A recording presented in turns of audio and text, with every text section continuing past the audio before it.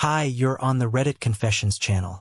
I was folding her laundry when I found a receipt for a hotel room in a city we never visited. It was buried in the pocket of the jeans she told me didn't fit anymore. Those jeans were spotless, except for that one little lie stitched into the receipt.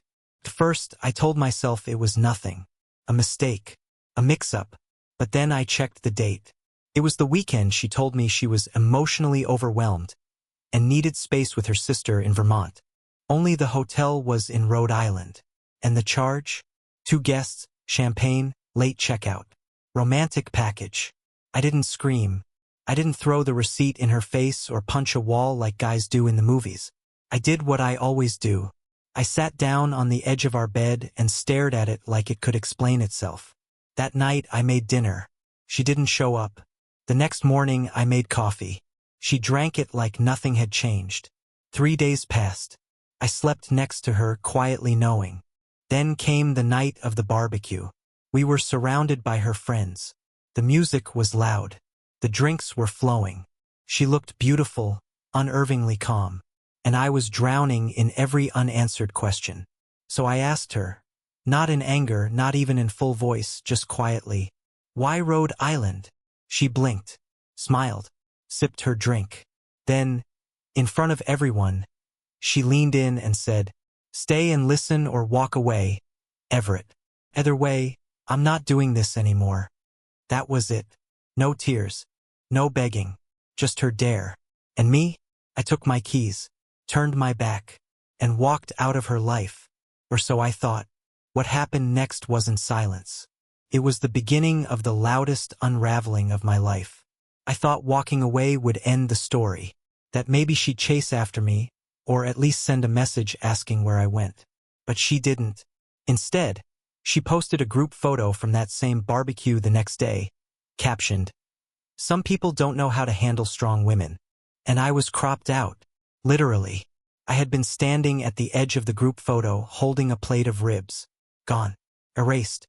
That post had over 200 likes. I didn't comment. I didn't react. I just stared at it for longer than I should have, wondering how many of those people smiling with her knew the truth. Wondering if they always knew. That was when I realized how alone I really was. 3 days passed. I stayed in a budget motel 30 minutes outside of town. The kind with flickering hallway lights and water-stained ceilings. I couldn't sleep, so I scrolled through old texts, old photos, old memories that suddenly felt staged. And that's when I made the mistake of checking our shared cloud storage. I didn't expect to find anything. I just wanted something familiar. But deep in a hidden folder titled Work Docs was a video, 10 seconds long. No title, no description. I opened it without thinking. It was her, laughing, in a hotel bed, her hand briefly holding someone else's. A man's voice whispered something unintelligible, but intimate. She covered the camera with her palm, but not before I saw her face. Not confused, not guilty, just happy. I paused it at the frame where her smile was the widest. Couldn't cry, couldn't scream. I just sat there, frozen, the motel AC humming like a lullaby for the emotionally wrecked. So I packed my bag, drove home, quietly like always. She wasn't there, but her laptop was, and I still had the password she swore she never changed. That's when I opened the folder named Archived. And what I found next, it rewrote everything I thought I knew about my marriage. The folder wasn't encrypted. It wasn't hidden behind clever file names or nested inside layers of work spreadsheets. It was right there in plain sight, archived. As if she didn't care whether I found it or not. Or maybe she wanted me to. That thought chilled me. I clicked it open with shaking hands. Inside were dozens of documents, screenshots, voice notes, and PDFs. At first, it looked like a collection of random things. Receipts, screenshots of messages, selfies I'd never seen. Then I started noticing patterns. Names I didn't recognize repeated in file names. Multiple photos taken in the same hotel room but on different dates. And a spreadsheet titled, Trip Planning Escape. That one made my chest tighten. The spreadsheet had tabs. Flights, budgets, apartments. It detailed her plan to move out by the end of the year. She wasn't just cheating. She was leaving. And she had a timeline. There was even a note about how she'd ease into it slowly so Everett doesn't get suspicious. The fact that my name was written there, next to travel notes and Venmo transfers, made me feel less like a husband and more like a liability. Then I opened the voice memo. It was less than a minute long, time-stamped 3 weeks before the barbecue. Her voice was clear, confident, even a little smug. I told him I'm going to Vermont with my sister, but we both know I'll be in Providence. Colt's got the whole weekend planned. Honestly, I feel like I'm already gone. Everett's so small, emotionally. Like, if he were louder, maybe I would have left sooner. But now, I think I'm finally ready. I don't remember closing the laptop. I just remember staring at the wall for what felt like hours. That voice note wasn't a confession. It was a celebration. She wasn't trapped in a bad marriage. She was counting down the days until she could post a fresh start selfie with her new guy and pretend she'd been through so much. I had no idea how many people already knew. Her sister, her coworkers, maybe even some of our friends. Was I the last one to catch on? I wanted to scream, break something, call her, but I didn't, because as pathetic as it sounds, I still hoped it was all a test. Some twisted way to see if I'd fight for her. That's the thing about people like me. We don't leave when the house is on fire. We wait until the walls fall in, and still wonder if we imagine the smoke. I didn't sleep that night. Couldn't. Every time I closed my eyes, I heard her voice again. Everett so small. It wasn't just the betrayal. It was the mockery.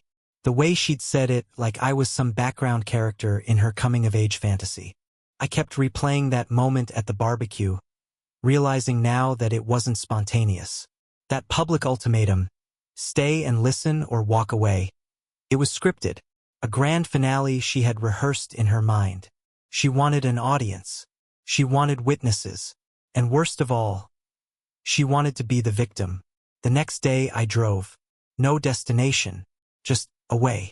I passed places we used to go together, the bookstore where she made fun of my favorite author, the cafe where she first kissed me on the cheek instead of the lips, a subtle hint I should have paid more attention to. Everything suddenly felt tainted, rewritten. But about 30 minutes into the drive, something clicked. A name, Colt. I remembered it from her voice memo, from the texts I wasn't supposed to see. She had saved him as Colt HR in her phone. I thought he was from work. But something didn't sit right. So I stopped at a gas station, bought the cheapest coffee they had, and started digging. It wasn't hard. People leave breadcrumbs everywhere. I searched her Instagram followers. Colt W. Profile private, but the bio matched a location in Rhode Island. I Googled his name and the company she claimed he worked for. Nothing. No LinkedIn, no employee listing. Just a few scattered forum posts on a car enthusiast site under the same name. I dug deeper. Reverse image search on his profile picture led me to a Facebook page under a different name entirely. And there it was, marital status, married. 2 kids. Wife tagged in every photo. And a caption from 2 weeks ago that made my stomach flip. Weekend away to clear my head. Needed the break. Thanks, babe, for watching the kids. I stared at that photo like it could talk back to me. Colt wasn't her next chapter. He was someone else's husband playing tourist in someone else's life. And Darcy, she wasn't his fresh start. She was his escape hatch. I suddenly realized how disposable I had been made to feel, and how replaceable she was to him. That's what crushed me the most. She threw away our entire marriage for a man who couldn't even post a real picture of her. She bet everything on a fantasy built on lies. And didn't think I'd figure it out. I should have felt vindicated. But instead I felt hollow. Because even knowing this, even seeing her betrayal laid bare, a small, broken part of me still wanted her to come home and say she was sorry.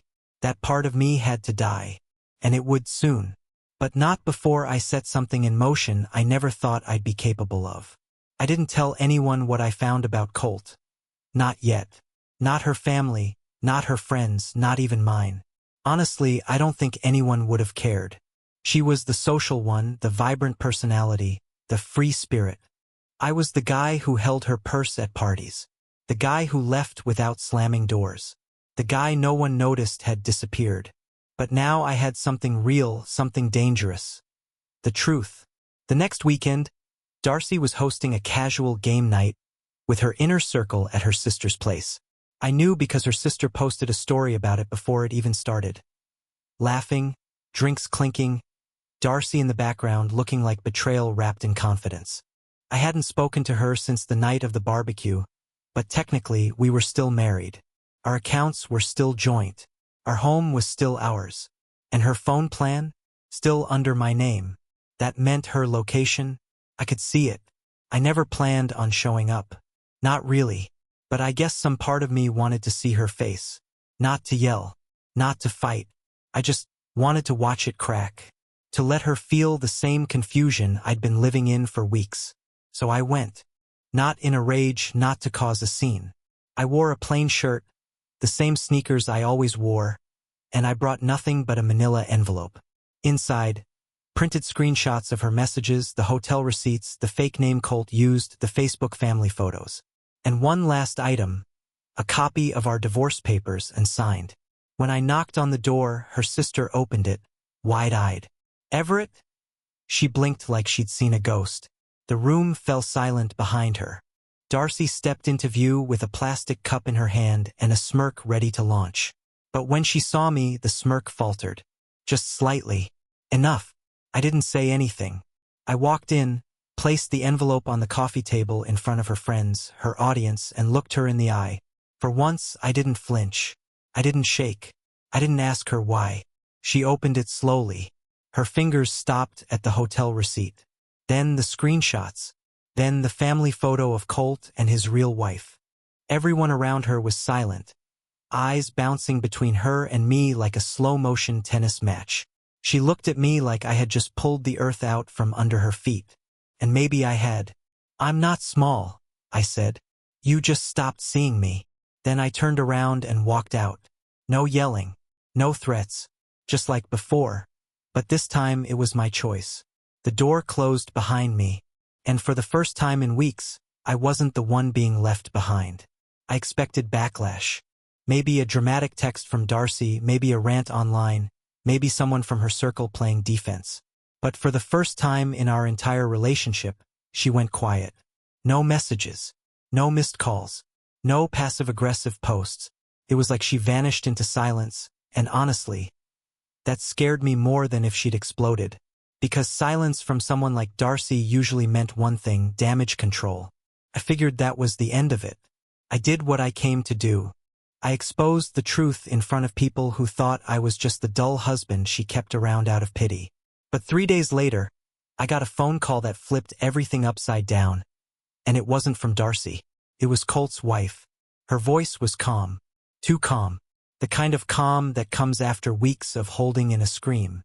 She introduced herself. I won't say her name. She doesn't deserve to be dragged into this more than she already was. But she told me she found my number in the background of one of the screenshots Darcy had printed. That's how reckless they were. They planned their affair in broad daylight and didn't think anyone would ever shine a light back on it. She told me everything. They had been together for 15 years, married for 8, 2 young kids, a house in a quiet neighborhood. She found out about Darcy the same night I dropped the envelope. Apparently Colt never expected the truth to blow up on both ends. His wife got an anonymous message the next morning. A photo of Colt and Darcy together, arm in arm, at the same hotel where he was supposedly clearing his head. At first, I thought she had called to scream at me, blame me, maybe even defend him. But instead, she said this: "Thank you for not letting him get away with it." We talked for over an hour. Not just about them, but about us. About how people like Darcy and Colt wrap you in their chaos and convince you it's your fault for not holding it together. She said she used to think Colt was just distant, just like I had told myself about Darcy. But distance isn't silence. It's escape. And both of us were married to people who'd been running for a long time. Before we hung up, she said something that stuck with me. They didn't fall in love with each other. They just found someone else who would never call them out. I don't know why, but that hit harder than anything Darcy had said. Maybe because for the first time I didn't feel pathetic. I felt seen. Like my pain wasn't just some quiet, personal failure. It was the result of being collateral damage in someone else's selfish story. That night, I stared at our divorce papers again. Still unsigned. Still waiting. But not for much longer. I was finally beginning to feel some kind of peace. Not happiness. Not closure. Just a strange, dull stillness. Like the storm had passed and left everything flattened but quiet. I hadn't heard from Darcy since the night of the envelope. That silence had its own weight, but I was done chasing noise. For once, I was living without her shadow at my back. Until someone knocked on my front door at 9:13 p.m. It wasn't her. It was her ex. Not an ex-boyfriend, an ex-fiancé. Nathan. We'd never met. I'd only ever heard his name in passing during the early years, always wrapped in bitterness. She told me he cheated. Told me he broke her trust and made her fear commitment. I was the safe one, the gentle one. The guy who rebuilt what Nathan supposedly destroyed. I believed all of it. But when he showed up at my door, holding a torn manila folder with a look that mirrored my own from weeks ago, I knew immediately. I hadn't been the only one she manipulated. He apologized for the intrusion, said he wouldn't stay long, but that he felt like I deserved to know something. Apparently, after Darcy's drama went public in her circle, he got a call from one of her friends, someone who knew the truth, the real reason they broke up. She told me I cheated, Nathan said, his eyes tired but steady. But the truth is, I found out she was seeing her boss. I was going to propose that same weekend. When I confronted her, she flipped the script and made me the villain. I left quietly to protect my reputation, but she burned mine anyway. He handed me a copy of a letter. Not an email, not a printed message. An actual handwritten letter Darcy had sent to that same boss 2 weeks before our wedding. It wasn't romantic, not directly, but it was laced with implications.